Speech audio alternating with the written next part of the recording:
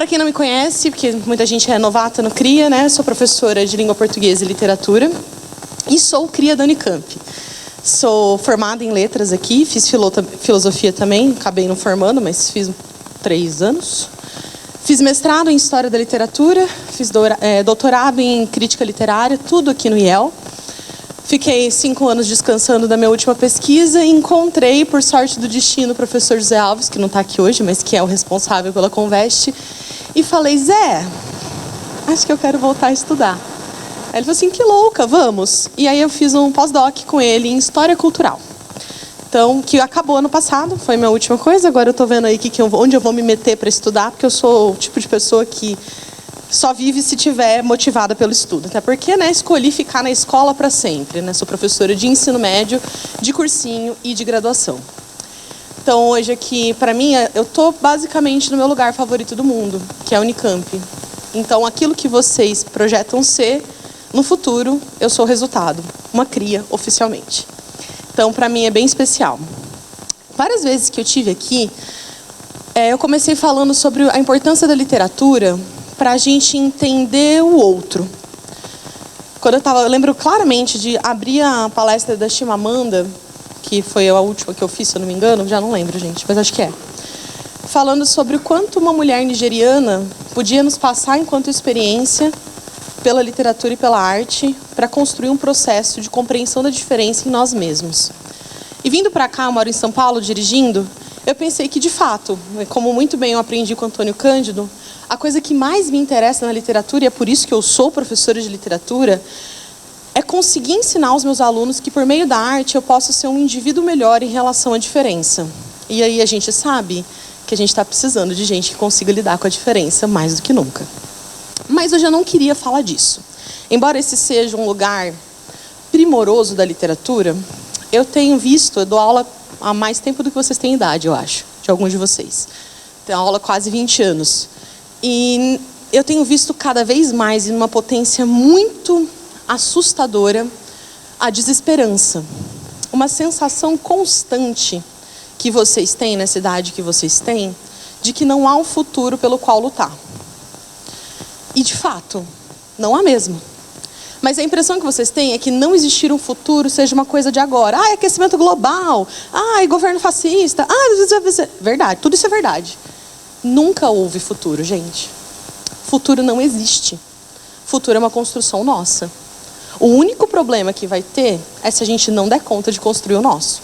Então eu preciso urgentemente que essa juventude que me acompanha, assiste as minhas aulas, comece com outra postura em relação à ideia de futuro. É verdade que ele não existe, mas também é verdade que ele nunca existiu. E onde a literatura entra nessa história? Ela nos dá repertório. Porque do mesmo jeito que ela ensina a gente a lidar com o outro, ela ensina a gente a lidar com a gente. E eu acho que eu fui para a literatura porque eu fui uma jovem com muitas dificuldades de lidar comigo mesma. Eu sou filha de refugiados libaneses, da Guerra Civil do Líbano. Eu cresci falando primeiro árabe, depois português.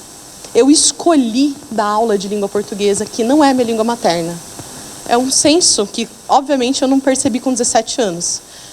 Mas hoje, indo aí para os 40, eu percebi que foi uma decisão de gratidão ao país que acolheu minha família. Se eu ensino língua portuguesa, se eu falo de literatura em língua portuguesa, sou eu agradecendo o futuro que a língua portuguesa me deu. E eu queria muito que a literatura de língua portuguesa, de hispânica, seja o que for, desse um pouquinho de esperança para vocês. Porque esse cara escreveu numa época que outras coisas estavam acontecendo. Mas ela continua fazendo sentido. Se continua fazendo sentido, se Macondo, nesse lugar imaginário, pode ser hoje, aqui, é porque a gente pode fazer qualquer coisa com a nossa história. Vamos começar assim? Então bora. Para falar de funerais de mamãe grande, livraço, eu vou partir de um pressuposto, um acordo nosso. Já teve uma aula aqui, maravilhosa, de um professor Felipe, que é historiador. O que ele fez? Porque não caía no passado, mas eles chamaram para fazer uma preparação. Ele fez um trabalho que eu, que sou da literatura, não faria tão bem.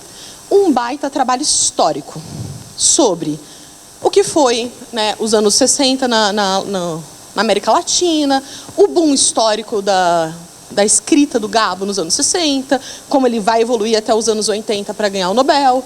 todo esse processo maravilhoso que foi a literatura latino-americana dos anos 60 do século 20. Vamos fazer um acordo? Vocês vão assistir essa aula. Eu deixei o link para vocês no último slide da minha aula, tá bom? Porque eu vou fazer o que eu faço melhor, análise de obra.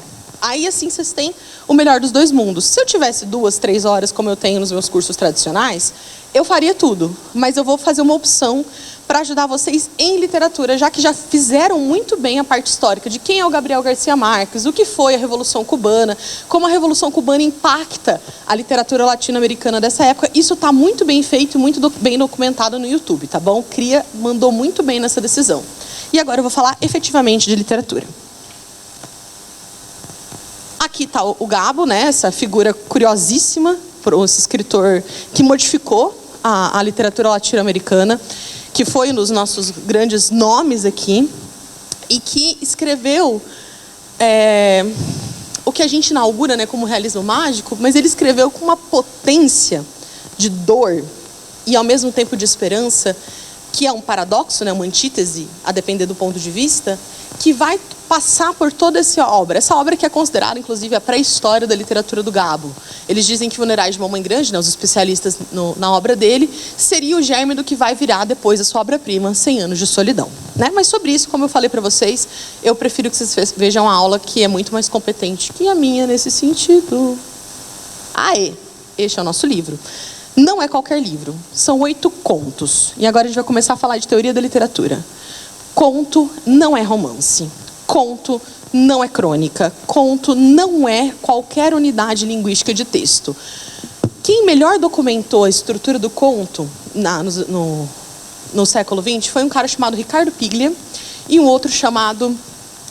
Esse documentou brincando, né? Fez um decálogo do perfeito contista, que é o Quiroga. Uma coisa que esses dois autores partilham e que é muito importante é a importância do final dentro de um conto. Porque a definição básica é que o conto é uma narrativa curta, de conflito único, com um número reduzido de personagens. Mas isso diz muito pouco, tá? O Quiroga brinca que você não começa a fazer um conto, não escreve as 3 primeiras linhas de um conto sem saber as 3 últimas. Porque existe uma importância muito grande nesse final. E eu, que sou versada em literatura e em jovens, sei que vocês odeiam quando eles acabam e você fica assim, acabou? Acabou. É isso que acabou. E o que aconteceu? E não aconteceu efetivamente nada explícito. Né? A linguagem deixa muitos meandros para você descobrir o que aconteceu. E vocês odeiam. Quanto mais jovem, mais odeia isso. Eu também odiava. Mas esses finais, que a gente fala de finais abertos ou não finais, que aparece muito na Chimamanda também, eles são importantíssimos para o que o conto é. O conto não é um texto fechado. O conto é uma promessa constante. É uma obra muito aberta, para que exige de nós um leitor ativo, tá bom? Então, assim, como que é o final de tal conto? Depende. Quais circunstâncias você está movimentando para isso?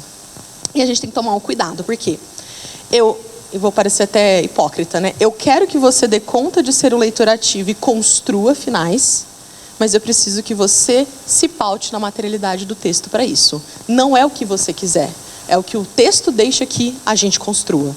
Porque o texto é soberano, a literatura é a musa soberana. A gente pode ser um leitor ativo, mas a gente não inventa qualquer coisa, tá? E aí a gente tem que tomar cuidado aí com análises de internet, com isso, tá bom, gente? A galera cria, a galera é criativa. O realismo mágico, para quem não conhece, é uma evolução da teoria do realismo clássico, né, que é o maravilhoso, que o principal escritor que falou sobre isso foi o Todorov mesmo. Ele vai ter uma característica que é tão latino-americana, que é a necessidade de colocar dentro do realismo clássico, que é teoricamente, né, é a reprodução exata da realidade, algum elemento da ordem do fantástico, mas que não seja como é um conto de fadas. Ou seja, num conto de fadas, eu crio uma coerência interna em que um unicórnio e uma bruxa podem estar ali numa boa. O realismo mágico não. Ele não cria um universo, é o nosso universo, e nesse universo tem fissuras, e nessas fissuras a magia entra. Seja para constranger, seja para salvar, seja para oprimir. O mágico, ele não entra como entra no conto de fada, como salvação. ele entra como forma de escancarar as chagas da realidade. É como se ele exagerasse no limite o que a gente tem de realidade. E o melhor de tudo, né? Um bom texto de realismo mágico, essa rachadura na realidade, ela é interpelada pela figura dos personagens que não contestam. Você fala, tem pássaro morrendo e ninguém vai perguntar por quê? Eles estão o tempo todo preocupados com a ideia de um judeu errante e ninguém vai falar, sei lá, se tem uma zoonose. É essa que é a graça, tá? E pensar isso dentro do contexto latino-americano, naquela época e ainda hoje, é uma forma de pensar também que eu preciso resgatar o que os povos originários e o que toda essa leva de escravizados que foi trazida para cá à força também nos legou. Porque esse realismo duro, né, europeu, ele não dá conta do que é de fato um lugar que foi colônia. E que continua sendo colônia, né? Acho que a maior ilusão, né? Acho que as grandes ilusões do século XXI são várias, né? Tem uma coleção, mas a minha favorita é a ideia de que a gente não é mais colônia. Ah, que fofo, né? É um dos meus mitos favoritos. Ah, Brasil não é mais colônia, independência... Não, né, gente? A gente segue numa estrutura colonial. O fato da gente acordar todos os dias massacrando jovens negros no Brasil. Se você ainda acha que a gente é um país independente, você errou muito, né? As nossas chagas coloniais, elas estão gritando. Registraram lá um papel, mas a gente segue levando uma lógica colonial. E isso dialoga muito com a gente. Leram o livro? Agora é a parte que eu sofro. Leram? Leram nada? Leram? Levanta a mão quem leu. Entendi. Bom, né, gente? Pois vocês sabem que eu sou carinhosamente conhecida pelas minhas alunas de bruxona. Um apelido aí que eu me autodei, porque eu deixo pragas, tá? Se você não lê este livro, você vai passar no vestibular, porque eu desejo que todo mundo passe. Mas você não vai pegar ninguém nos primeiros 2 anos de faculdade. Ah, mas eu namoro, vai terminar. Eu não vou ameaçar ninguém com vestibular, vai todo mundo passar. Ah, mas eu já sou casado, vai acabar. Você quer arriscar? Arrisca. Eu, se fosse você, leria Os Funerais de Mamãe Grande. Pode ser até a 2ª fase, mas tem que ler, ok? Para quem leu, essa quantidade mínima de pessoas que vão fazer a festa no primeiro ano de faculdade de alegria, deve ter reconhecido algumas coisas, inclusive muito 2026, né? Na descrição do primeiro conto, ele fala assim, né? Porque o início do conto ele é super imagético, né? Com o espaço que ele está atravessando pelo trem. E ele fala das casinhas coloridas com plantações verdejantes e cadeirinhas brancas à frente, né? Bad Bunny, isso mesmo. Essa é a referência. Não tem como não pensar nisso. Se a gente... mas olha que loucura. Olha, quando eu falo que a literatura... Gente, a literatura não é um fardo na vida do vestibulando. A literatura é seu maior presente. No meio de um monte de coisa que você tem que aprender, uma das coisas que você tem que aprender é sobre você. Que bom, que sorte que o vestibular coloca a literatura também. Porque a gente falou sobre o boom, né, dos latino-americanos e da constatação super nova de que somos parte da América Latina enquanto brasileiros, né? Ouvimos, o Bad Bunny falou Brasil, então a gente é latino-americano. Galera, quem lê Garcia Marques sabe que a gente é latino-americano há muito tempo. A gente é latino-americano por milhões de questões, tá? Inclusive pela descrição das cadeirinhas brancas, que é um detalhe, claro. Vocês vão ver que ressoa muito na nossa realidade um monte de coisa que eu vou falar aqui. Como que eu fiz? Eu disponibilizei esses slides para a Ju mandar para quem quiser. Então, vocês não precisam ficar se matando de copiar se não quiserem, mas pode. Acho fofo. Eu também aprendo copiando. Mas não sofram se não perderem alguma coisa, que isso fica disponível. A gente vai falar desse livro que ele é simultaneamente pós-colonial e decolonial. Vamos falar sobre essa nomenclatura? Pós-colonial. Esse prefixo me diz que ela é uma literatura feita depois do processo de emancipação. Tá?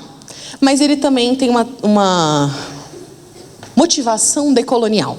O que é decolonial? A fim de desconstruir e vilipendiar mesmo as estruturas coloniais da América Latina.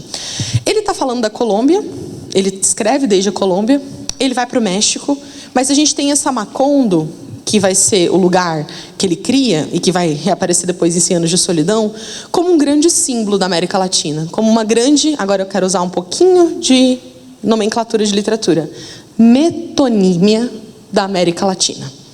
Para mim é mais do que uma metáfora, é uma metonímia. Qual que é a definição de metonímia? Parte pelo todo, todo pela parte. Eu tenho um espaço imaginário que simboliza toda uma realidade. E para alguns contos hoje, eu quero fazer uma revisão de figuras de linguagem com vocês, tá? O que eu fiz? Aqui falei de Macondo, depois vocês leem essa coisa maravilhosa. Eu dividi em 3 chaves de leitura, que é o meu jeito de dar aula. Quem é meu aluno, eu tenho vários ex-alunos aqui, eu tenho atuais alunos, tenho alunos de graduação, lindo, maravilhoso. Então, alguns me conhecem. É o meu jeito de organizar a entrada no livro. Porque às vezes a gente fica assim, tá, eu li, mas o que eu tenho que olhar? Um livro você pode olhar 70 coisas, um livro bom. Eu escolhi 3. Ponto número 1. Esse é um livro sobre subversões. Sempre existe um poder instituído e alguma força de resistência que vai ou não lograr nessa resistência. Em alguns momentos dá certo, em alguns momentos não dá. O mais importante para mim, bota aí esteirinha, post-it. O pessoal anotando no celular, o jovem é foda, né? Tudo bem, bota asterisco então, já que não dá para botar um post-it. É a inversão da moralidade. Aquilo que a gente entende, né? Como o poder instituído é o moral e a subversão é o amoral ou imoral, qual que é a diferença? Amoral não tem regras morais. Imoral desrespeita as regras instituídas. Esses 2 valores acontecem no livro, o amoral e o imoral. Ele está invertido. É como se eu tivesse um pêndulo de o que é o correto e o que é o errado, trocando de lado. O que seria lido como incorreto, por exemplo, um roubo, vai ser lido como correto diante do que é verdadeiramente incorreto, a pobreza. Tudo bem? Vou explicar conto a conto, mas essa é a ideia. E por fim, a gente tem um monte de símbolos. Símbolos literários. Símbolos são metáforas, mas metáforas com um poder cultural mais amplo. Vou falar de alguns só rapidamente. O mais importante de todos está num slide, inclusive, o calor. O calor é um personagem nesse livro. Ele não é só um clima. Tempo. É clima ou é tempo, calor? Não sei. Variação de temperatura. Não sei geografia, desculpem. Mas enfim, é que eu sei que tem uma diferença de clima e tempo. Enfim. É isso aí. O calor é um personagem importante. O boxe. Para quem leu, às vezes passa despercebido. Mas o boxe dá para pensar que é um análogo do que o futebol é aqui no Brasil. A ideia de que alguém de classe média baixa, principalmente meninos negros, só vão conseguir ascender pelo esporte. E o boxe, ele é mais ainda do que o futebol, né? Extremamente violento. Para o corpo, né? Não o esporte é violento, mas ele machuca muito o corpo. E em vários momentos o boxe vai aparecer como sendo o que não deu certo. E o personagem, por exemplo, do primeiro conto, ele desiste do boxe e ele rouba. E ele não tem nada, né? Nem cinto ele tem, ele usa uma faixa para segurar a calça, nem sapatos. Que são símbolos de ter... isso é uma dica para a vida, tá? Sapatos na literatura são muito importantes. Ter ou não ter sapatos. Quais sapatos você tem? São um símbolo literário, tá? A gente pensando para outros livros. Esses símbolos, o boxe, o calor, o sapato, eles são polissêmicos, então eles não significam só uma coisa, tá? Mas eles também são ambivalentes. Além de eles significarem mais de uma coisa, às vezes ao mesmo tempo ele é o bem e o mal. E isso às vezes pode ser difícil de entender se você não tiver um acompanhamento literário do livro, tá? Como eu não vou conseguir ler todos os excertos que eu gostaria, porque eu nem sei quanto tempo de aula eu tenho, 1 hora? Ju? Alguém sabe quanto tempo de aula eu tenho? Eu não esqueci de ver. 1 hora, eu acho. Eu sempre passo, mas eu não vou passar hoje, que é minha colega que está me esperando. Então, eu vou fazer o seguinte, eu vou comentando, depois vocês leem em casa os excertos, só que eu organizei de um jeitinho que fosse legal para vocês. Quando vocês pegarem o slide... E eu já volto aqui, gente, eu só quero mostrar. Eu fiz assim, um slide de síntese, um slide de análise e um slide com o final do conto. Todos os contos têm isso.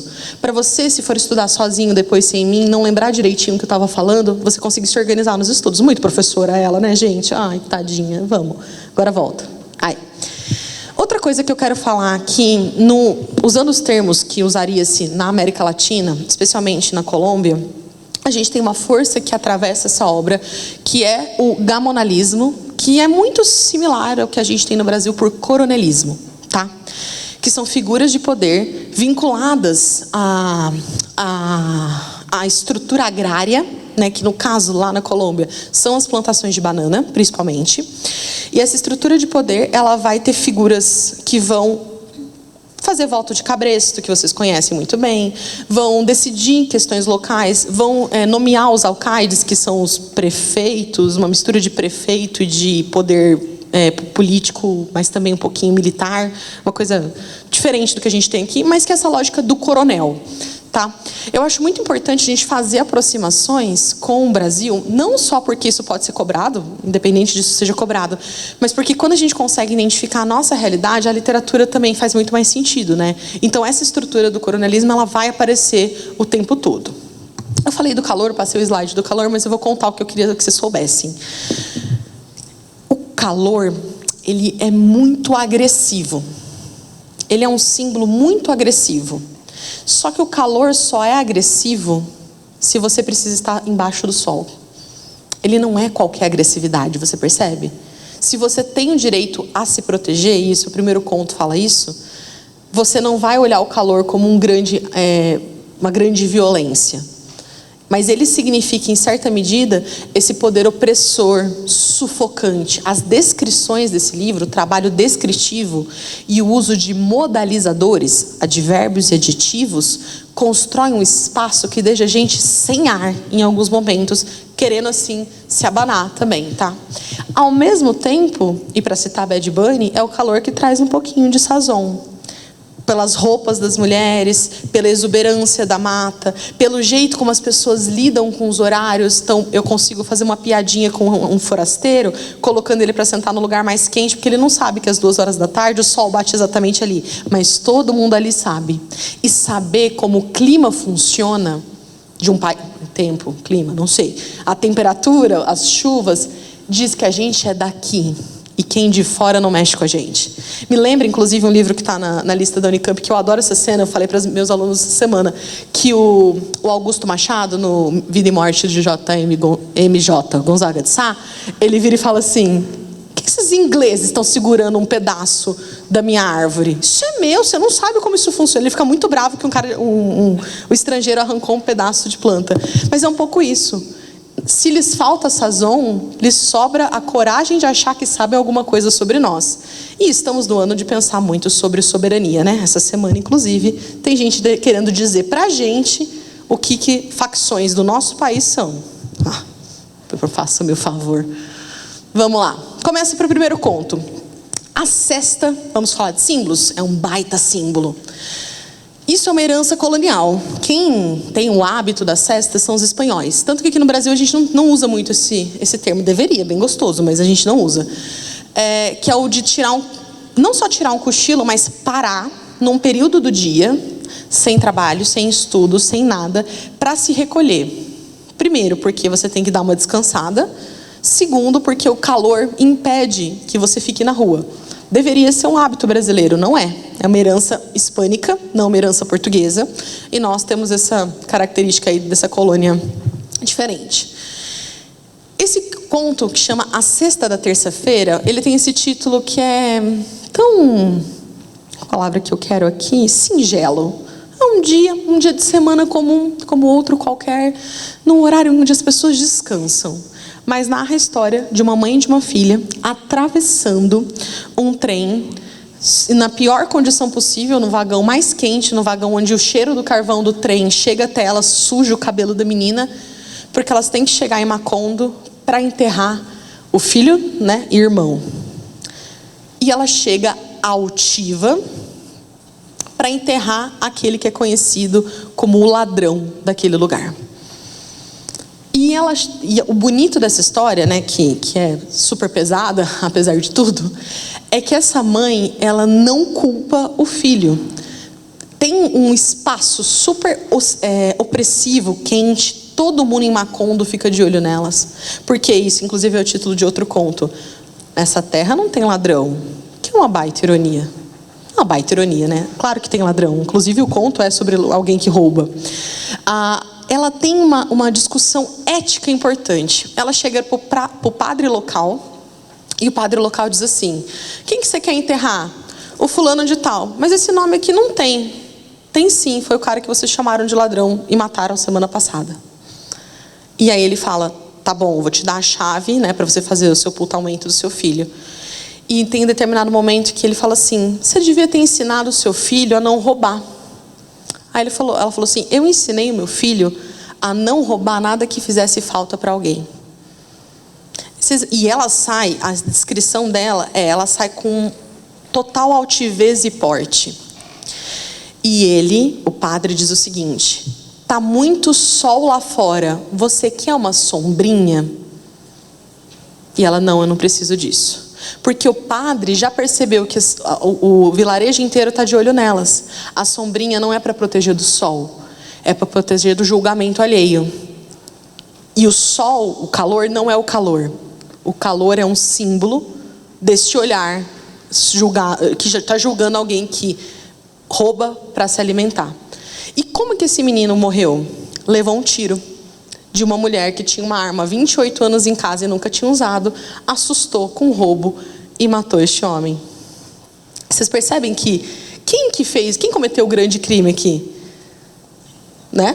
O menino que está roubando porque ele não tinha nem sapatos, e a mãe sabe disso. A mãe não tem medo do julgamento, ela não precisa de uma sombrinha, ela dá conta do calor. Tudo bem sobre os símbolos desse conto? Conto curto, potente, bonito demais. Deixei o finalzinho para vocês lerem lá, depois esse trechinho.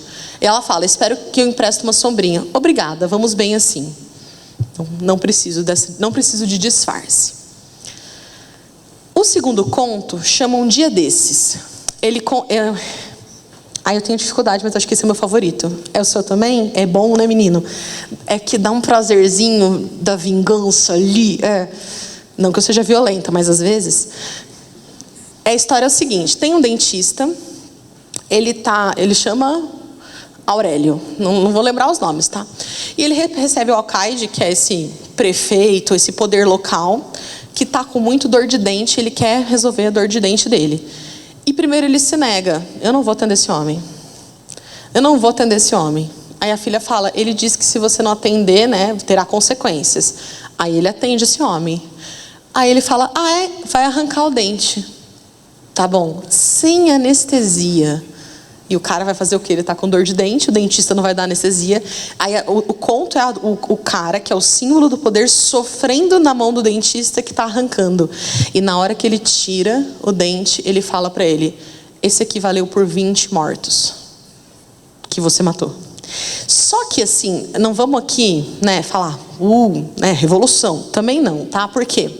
A gente tem ali alguns símbolos importantes. Quem que é o dente estragado? O que o dente estragado na boca é? É um pedaço da boca que apodrece tudo. Um dente estragado te impede de comer. É um pouco o símbolo desse poder local. Um homem é capaz de acabar com o vilarejo inteiro se ele for muito podre. Primeiro ponto aí, tá? Segundo ponto, quem é a autoridade? O alcaide, mas não ali. Lembra da inversão de valores que eu falei que esses livros trabalham muito? Ali não. Ali quem tem o poder é o dentista. Quem vai infligir a dor é o dentista. Então tem uma inversão interessante. E por fim, ele está falando de uma vingança que é individual, claro, nesse sentido do dentista, mas que é coletiva, porque ele está se referindo à guerra civil, que matou um monte de gente na época, né? Uma referência, claro que é uma referência mágica, assim, indireta, mas a ideia de que os governadores locais não têm problema algum de matar a população se for para servir aos fins que eles desejam. Então, pelo menos tirar um dente sem anestesia vai ser minha pequena resposta diante da impotência que eu tenho desse sofrimento. Só que o final eu tenho que ler com vocês. Ele pergunta assim, mande minha conta, né? Ao senhor ou ao município? O alcaide não olhou, fechou a porta e disse através da tela metálica, dá no mesmo. Porque a corrupção é óbvia, e ele se entende como o município, ele é o grande poder, ele faz essa metonímia. Então a conta que... Então assim, agora pensa nessa expressão, ela está traduzida, mas pensa em português. Quem paga a conta? Pensaram sobre como é polissêmico? Quem paga a conta? O dinheiro, mas quem paga a conta das decisões políticas? O povo. Pergunto, já estou no segundo conto. Vocês estão entendendo minha ideia de analisar assim, polissemicamente as estruturas? Está fazendo sentido? Sucesso. Nesta terra não há ladrões. Aqui a gente vai ler esse conto na chave da ironia, tá? De partida. Como que não tem ladrão se é a história de um roubo? Nesta terra não há ladrões, porque os verdadeiros ladrões são quem dominam o lugar, né, o poder local. A história é um casal, uma mulher mais velha, um menino novinho de tudo, ela está grávida e ele decide roubar porque eles estão passando fome e ela grávida já está, né, trabalhando um monte, mas ela não está dando conta demais. Ele chega para roubar uma espécie de clube local, um cassino, bar, um lugar assim, e não encontra dinheiro. Só encontra 25 centavos. E aí, no momento de doideira, ele rouba 3 bolas de bilhar, que ele achou que poderia vender. Só que isso vai gerando um problema, um efeito cascata muito agressivo, porque sem a bola de bilhar, tirou-se o único divertimento que aquele vilarejo tinha. E aí começa a gerar um problema social, porque começa a se constatar o tamanho do sofrimento da população, sem um único divertimento que eles tinham. E aí, quem substitui o divertimento coletivo do bilhar? Um campeonato de beisebol externo, né? Televisionado. E quando acabar esse campeonato de beisebol, o que eles vão fazer? Até aí a gente tem um problema coletivo, mas a gente também tem um outro problema. Quem que vai ser acusado desse roubo? Um rapaz negro forasteiro. Porque aqui não tem ladrão. Só pode ser quem chegou de fora e que é negro. Vocês percebem que, em certa medida, os contos, eles contam quase sempre a mesma estrutura, né? Só que esse personagem, né, que rouba, ele é a típica construção, né, um personagem tipo, se eu quiser trabalhar assim. Ele é uma metáfora da falta de perspectiva. Ele é chamado de burro por todo mundo. Ele é chamado pelo cara que depois ele vai devolver a bola, ele é chamado pela mulher com quem ele convive, ele é chamado pelos amigos. É a ideia que ele tem entranhas de burro. A burrice, ela está presa nele de tal maneira que ele não dá conta de agir de uma maneira maior. Gente, não existe burrice, né? O que existe é perspectiva. É uma péssima decisão roubar 3 bolas de bilhar. Mas passando fome, achando 25 centavos, o que você faria? Essa que é a pergunta que eles fazem. Em seguida, tem uma ação, falei para vocês, né, que impacta, né, todo o povoado vai ficar muito mal com esse fim da bola de bilhar, que demoraria 1 mês para a bola de bilhar chegar. E, por fim, as mulheres desse conto são personagens bem interessantes. Elas tutelam. Ele vai ser bancado pela companheira, esposa, qualquer coisa do gênero. E no meio do conto ele se envolve com uma mulher, que é uma prostituta, que também alimenta ele, dá comida para ele, tenta ajudar ele. Porque percebe que ele é esse menino grande, que não sabe o que está fazendo. Mas em determinado momento, bate a culpa. E ele fala assim, eu vou ter que devolver essa bola. E ele é pego no momento que ele está tentando devolver a bola. E ele conta com a compreensão do dono do bar, porque o dono do bar desabafava para ele a falta de clientela. Aí ele falou, olha, trouxe de volta, eu errei, mas eu precisava de dinheiro e não tinha dinheiro. Só que o dono do bar tinha acusado o homem negro de ter roubado 200 contos, réis, sei lá, dinheiros. Não lembro os dinheiros, está traduzido por reais, pesos? Tá, pesos? Tá bom. Porque eu li esse livro primeiro em espanhol, depois em português, já me perdi. Então ele tá por 200. Ele fala que tem 200 pesos que foram roubados. Aí ele fala, você sabe que não tinha esses 200 aqui, só tinha 25. E ele chama a polícia. Ele sabe quem que é o verdadeiro ladrão. O dono do lugar, que se aproveitou do roubo do bilhar para conseguir um dinheiro que ele não tinha. Inversão de valores. O tempo todo inversão de valores. Deixei o trechinho aqui. Aí ele fala nessa frase fatídica, você é ainda mais burro do que ladrão. Esse aqui me pega aqui dentro, ó. A prodigiosa tarde de Baltazar. Esse aqui é a metáfora da história da América Latina. É um cara super talentoso, super maravilhoso, que faz gaiolas. E aí o filho do cara mais rico da cidade encomenda uma gaiola. Ele faz uma gaiola perfeita, linda, maravilhosa, para o pássaro mais lindo do mundo. Aí vem outro cara e fala, por favor, me vende essa gaiola. Minha esposa quer muito essa gaiola, eu pago o que você quiser. E ele fala, porque ele tem muito brio ético. Eu não posso vender o que foi uma encomenda. Aí ele chega para vender. O cara ricaço diz, não quero, muito caro. Meu filho inventou moda de querer isso daí. Só que o trabalhador que passou semanas fazendo isso e perdendo dinheiro, deixou de vender esse negócio para alguém que tinha dinheiro para pagar, não vai sofrer porque ele ficou sem grana. Ele vai ficar mal porque a criança entra em sofrimento. E ele dá a gaiola de presente. Só que ele não tem coragem de dizer que deu a gaiola de presente. A cidade inteira, Macondo inteira está comemorando que ele vai ganhar o maior dinheiro da vida dele. Ele sai dali e dá uma festa. E enche a cara com o dinheiro que ele ganhou. E aí fica aquele final aberto, se ele sobreviveu ao final dessa festa, né? Porque fica aquela coisa meio acabado. Mas ele não ficou com dinheiro. Ele não conseguiu vender a gaiola. Mas ele tem o brio moral. Ética. Ele tem um lugar da ética diferente do cara que encomenda e não paga. Então, mais uma vez, a lógica da inversão de valores. Aí, o trechinho que eu acho muito bonito. E a viúva Montiel, que é a esposa desse cara rico do conto anterior, tá? Os contos têm algumas ligações. Então, o Montiel, no conto do Baltazar, é o cara rico que não paga. A viúva dele aparece no próximo conto. Uma mulher que viveu completamente alienada de quem o marido era. Foi um casamento basicamente por encomenda. Ele morre. E quando ele morre, ela descobre o que ele era e o sofrimento que ele causou e qual foi o custo do enriquecimento desse homem.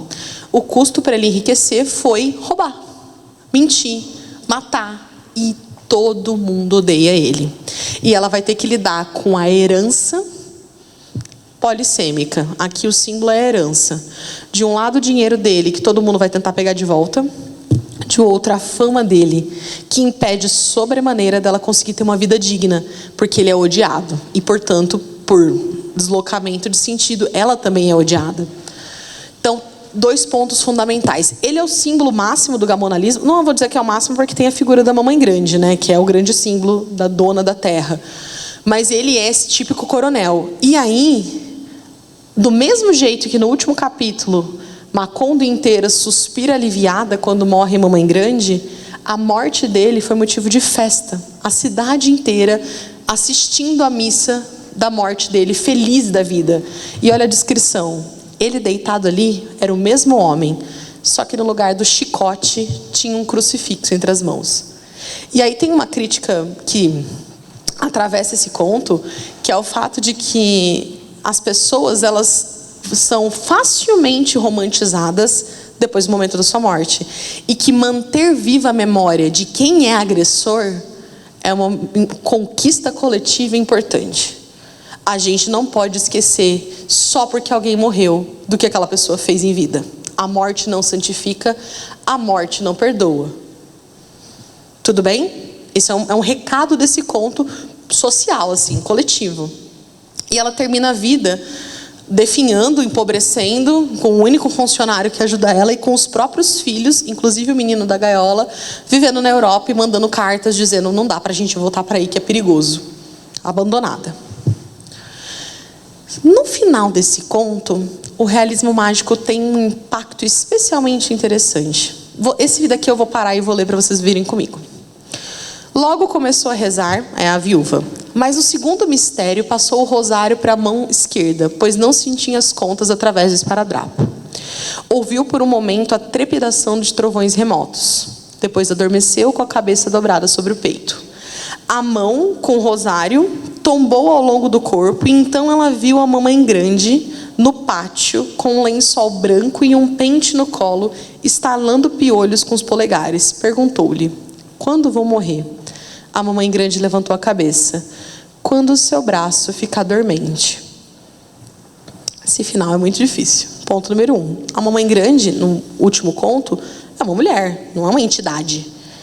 Mas a possibilidade O poder dela é tão grande que ela se transforma para os cidadãos numa espécie de entidade. Ponto número 1.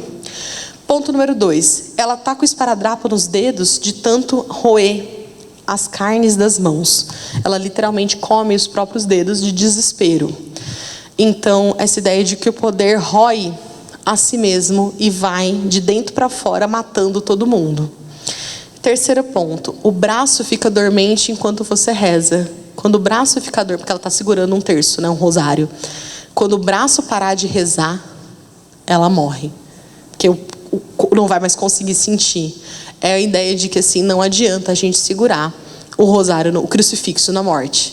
Os nossos pecados serão cobrados. De alguma maneira vai vir. Eu acho um dos finais mais legais desse livro. Em seguida, temos o conto Um Dia Depois de Sábado. Qual que é o dia depois de sábado? Domingo. Domingo, nas tradições religiosas, é o dia do descanso, né? É o dia em que o Senhor descansou, etc. Aqui é o seguinte, aqui o realismo mágico bota as asinhas de fora, literalmente. Começam a cair pássaro morto no vilarejo inteiro. Pássaro morto, os pássaros morrem. E uma personagem, inclusive, se incomoda muito com isso e vai buscar o padre. Só que esse padre, que é o símbolo do poder da religião, e não qualquer religião, gente. A Igreja Católica é a religião do colonizador, tá? Ele é uma figura muito ambivalente. Primeiro, ele é querido pela população, mas ao mesmo tempo ele já está descreditado, porque ele tem 94 anos e ele fala que viu o diabo várias vezes. E aí é uma ironia fina, né? Tudo bem, caiu um monte de pássaro morto, isso não é um problema. Mas falar que viu o diabo, aí não dá para acreditar no padre, né? E eu pelo menos leio dessa forma. O padre que é símbolo da Igreja Católica, vinculado ao poder local, um padre que a gente descobre no último conto, que só morre depois que a mamãe grande morre, porque é como se ele não pudesse morrer antes, porque ele tinha que dar a extrema unção dela. Claro que ele viu o diabo, né? Óbvio, não precisa ser o diabo de fato. Ele viu o mal encarnado inúmeras vezes. Porque quem abre mão, lá no início do primeiro conto, tem um padre, a gente não sabe se é o mesmo, mas a gente pode pressupor que sim. Quem abre mão do dever moral de alimentar a população mais pobre e defende a população mais rica, está vendo o diabo o tempo todo.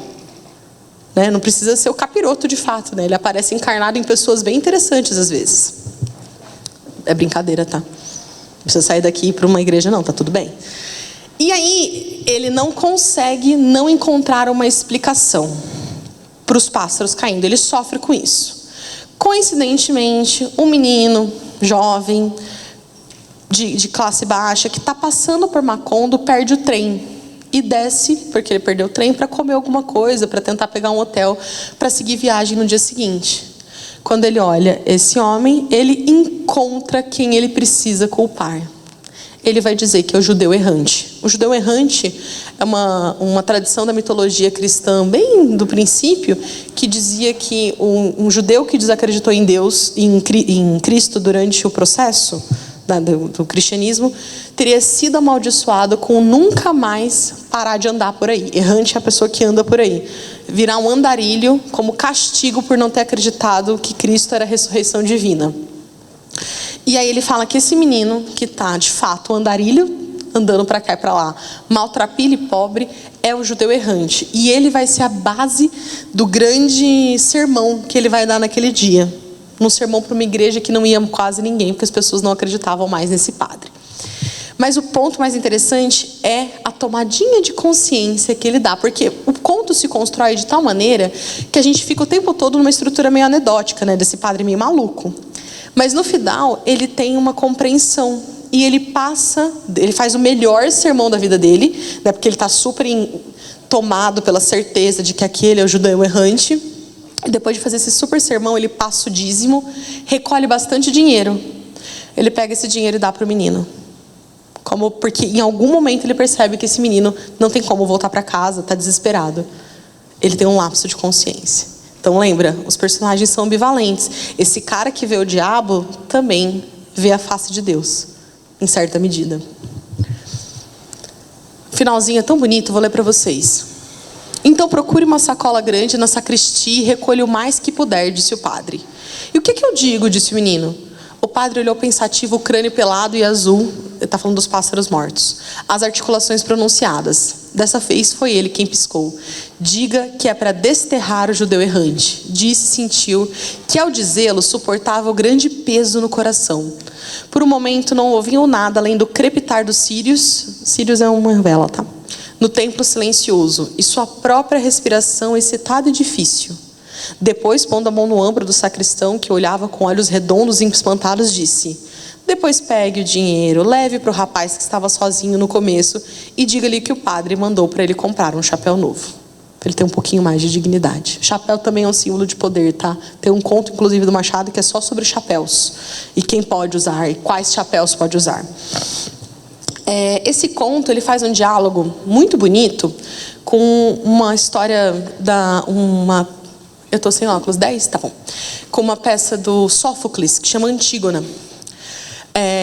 Quer dizer, não sei se o Gabo pensou nisso, não posso afirmar, mas eu acho que a gente fazer esse paralelo é bonito. Nessa história, um líder tirano, como Mamãe Grande, que é o Creonte, ele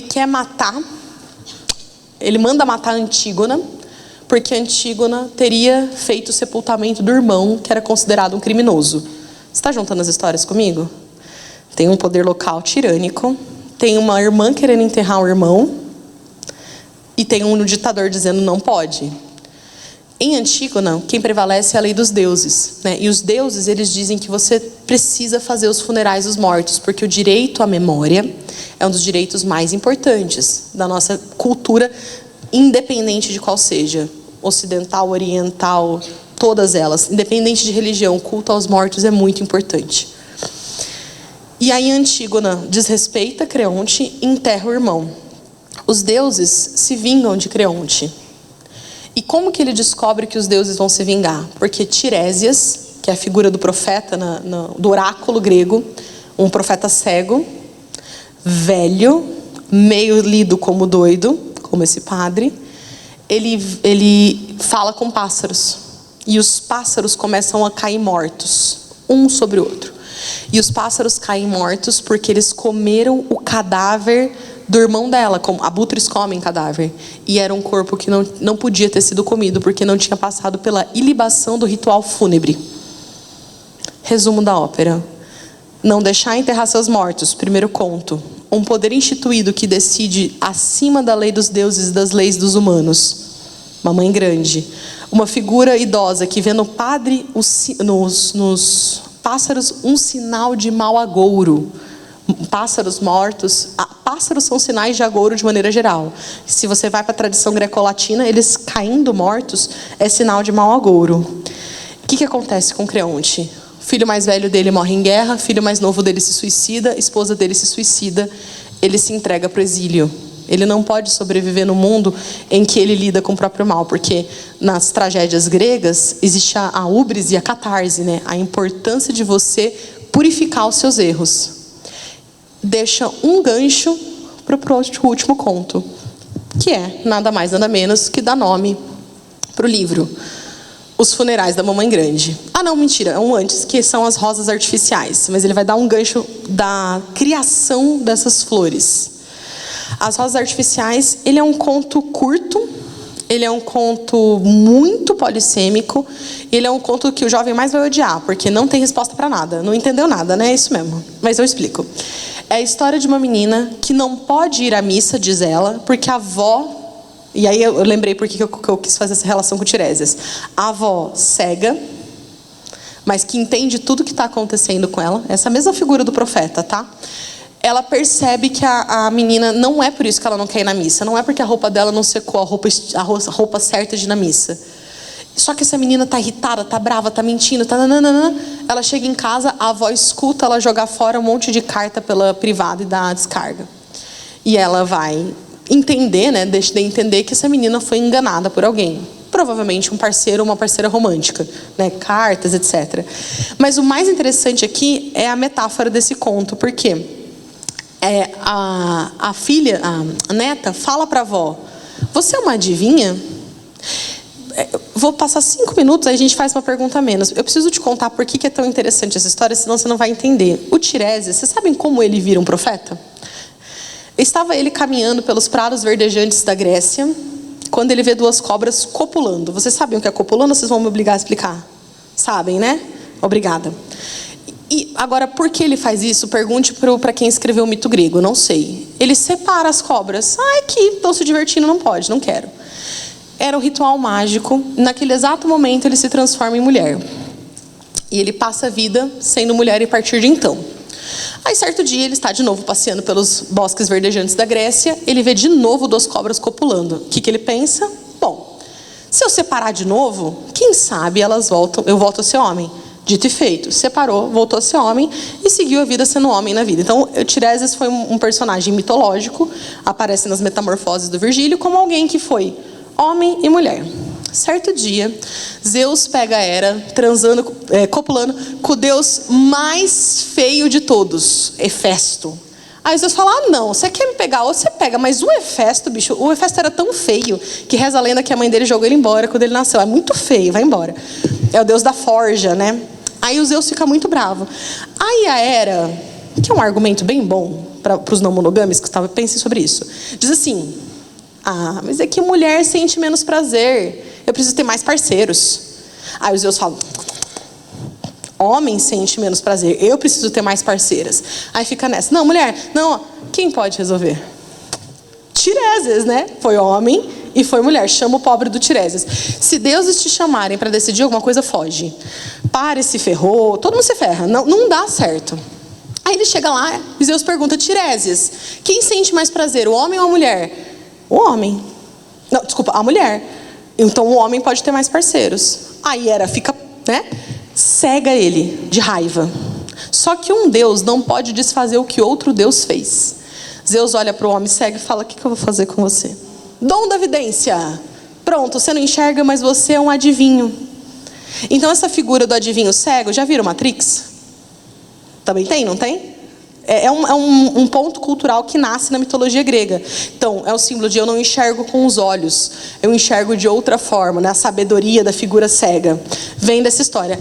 Entre nós, um parênteses, se mulher sente mais prazer, por que ele voltou a ser homem? Será que ele já reconheceu que é mais fácil? A ver, né? A gente pode discutir isso em outro momento.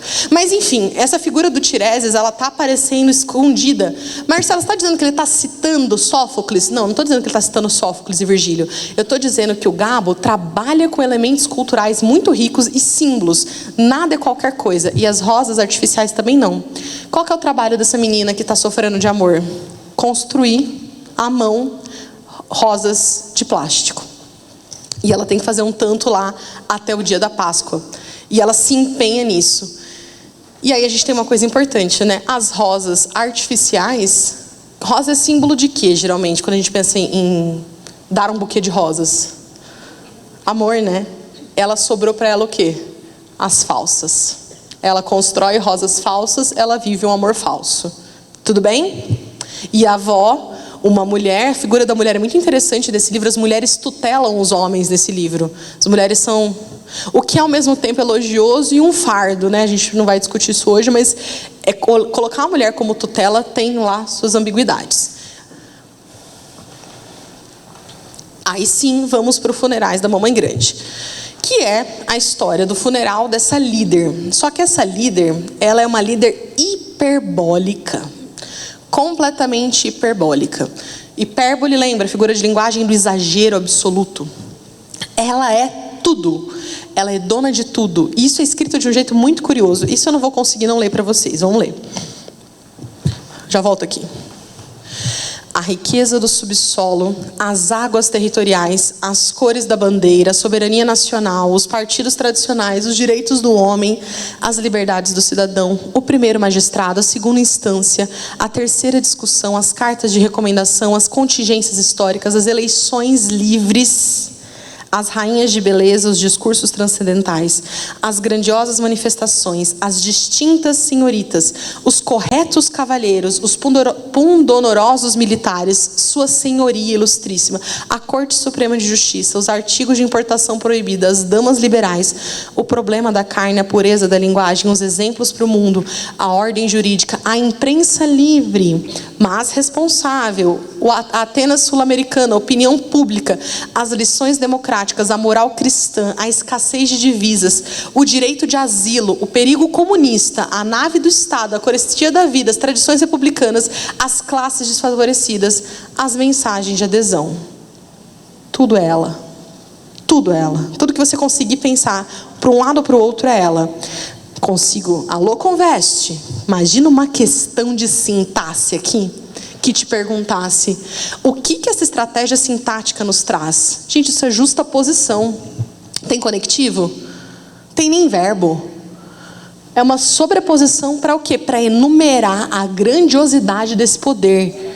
Uma linda questão que pega sintaxe e semântica, né? Como o jeito que eu escrevo faz um efeito de sentido no texto. Mamãe Grande é tudo. E ao mesmo tempo é antitética. Ela é uma mãe sem filhos. Não tem filhos. Ela tem sobrinhos, mas filhos não. Ela amamenta com tetas gigantescas. Mas será que ela amamenta no sentido físico? Não, né? Ela simbolicamente provê. Ela é o símbolo daquele poder que é local, que Será que você já conhece algum assim? Um poder que favorece a família acima da nação? Talvez você já tenha visto passar por aí em alguns governos, né? Mas essa coisa a família, a minha família vai conseguir tudo a despeito de ninguém conseguir nada. E aí, esse conto tem 3 passagens que são sensacionais. A primeira é essa daqui. E começar a contar desde princípios pormenores dessa comoção nacional antes que os historiadores tenham tempo de chegar. Nós precisamos contar a história, porque quando vierem os historiadores, quem vai saber a história? A história dos vencidos. Eu não vou nem me demorar muito nessa passagem, porque eu estou sem tempo, mas porque o Felipe fez uma consideração incrível disso na aula dele. Eu vou recomendar que você assista, tá? E ele é historiador, vai fazer melhor que eu. E a ideia de que, depois que ela morreu, ouviu-se um único suspiro estrondoso de descanso que a multidão exalou junta. Morreu. Uma nova época pode começar. Abre-se a possibilidade, quando esse poder que tudo é, esse poder que tem braços para todo lado, sobrinhos para todo lado, um poder tão grande que o corpo começou a feder, porque estavam esperando o presidente, o papa, virem para o enterro da Mamãe Grande. E o padre, aquele padre do judeu errante, já com mais de 100 anos, finalmente ia poder morrer. Porque um poder autoritário, um poder agressivo, não permite nem a morte. Nem a vida, nem a morte. Ditaduras não permitem que a gente viva, nem que a gente morra. E uma vez mortos, não permitam que a gente enterre. Essa é a grande lembrança desse livro. Decidir quem vive, quem morre, como morre. E se morre. Porque ela não, né? Ela vai ser tudo. Mais um pouquinho. Vamos? Ou não vamos? O final. Agora o sumo pontífice podia subir ao céu. Finalmente ele pode morrer, né? Em corpo e alma, cumprida sua missão na terra. E o presidente da república podia sentar-se a governar segundo o bom critério. Então agora ele pode definir o que é bom e o que é mal. Claro que tem uma ironia aqui, né?